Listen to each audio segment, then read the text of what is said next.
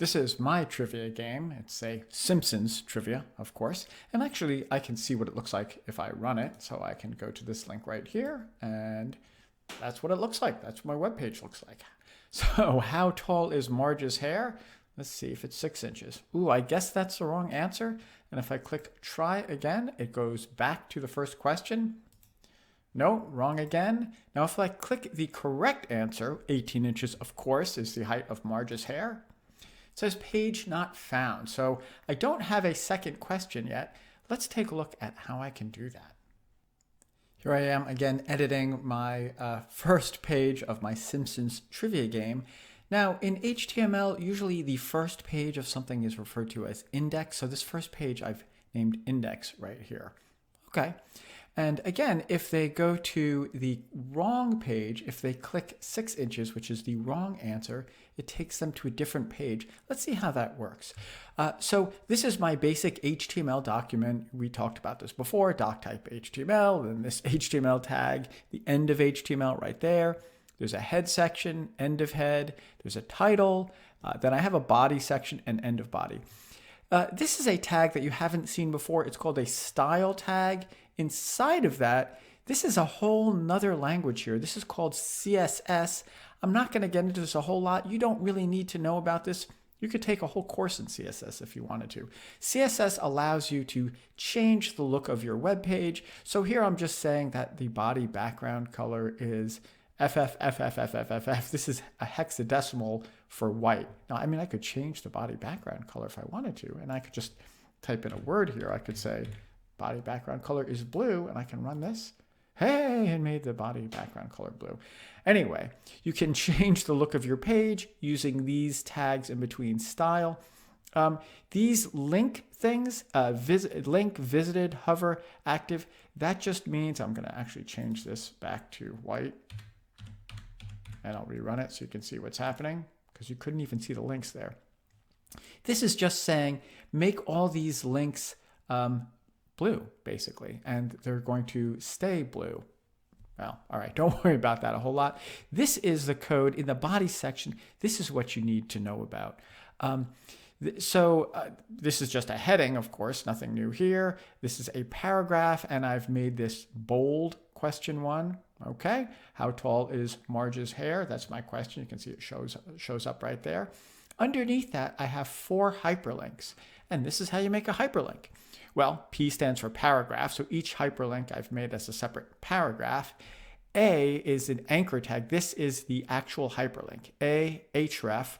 Inside of quotes, this is the page. This is the name of the page, the name of the link that you will go to if you click the thing that says 6 inches.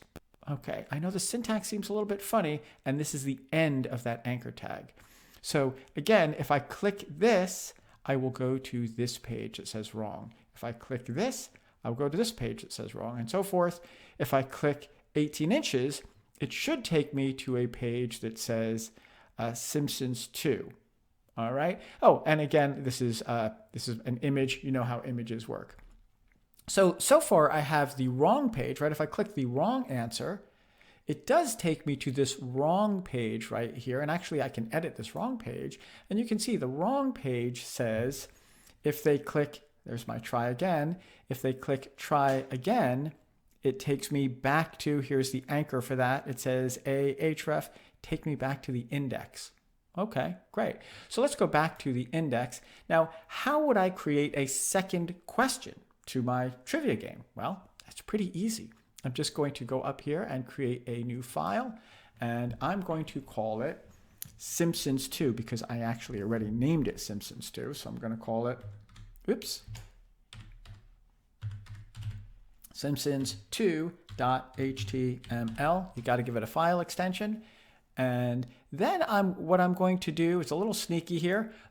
So this is Simpsons 2. You can see there's nothing there yet. But you know what?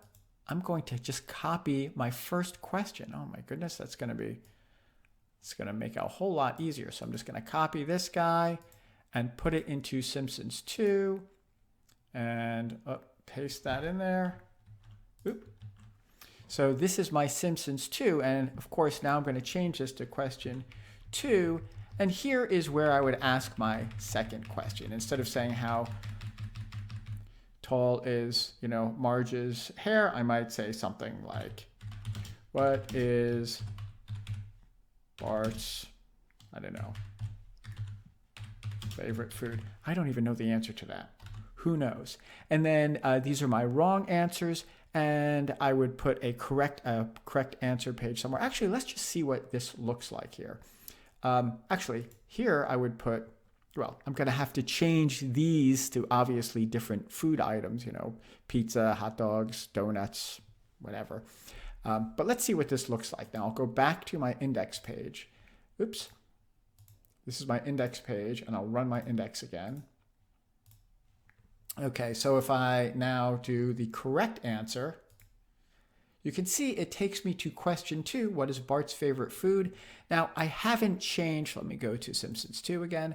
I haven't changed this part. You're going to actually have to put some of Bart's favorite foods, and then you can either go to the wrong page if they're wrong, or maybe go to a page called Simpsons 3. Well, your game's not going to be about The Simpsons, presumably, but whatever your trivia topic is, you'll go to that correct answer. So hopefully that makes sense, and I'm going to give you this as a starting point for your project, so I think you should be able to figure it out from there. Now, your game has to have 5 questions, and if they get the answer wrong, I said you can take them to the wrong page, and then the wrong page, well, actually, let me just check out the wrong page again.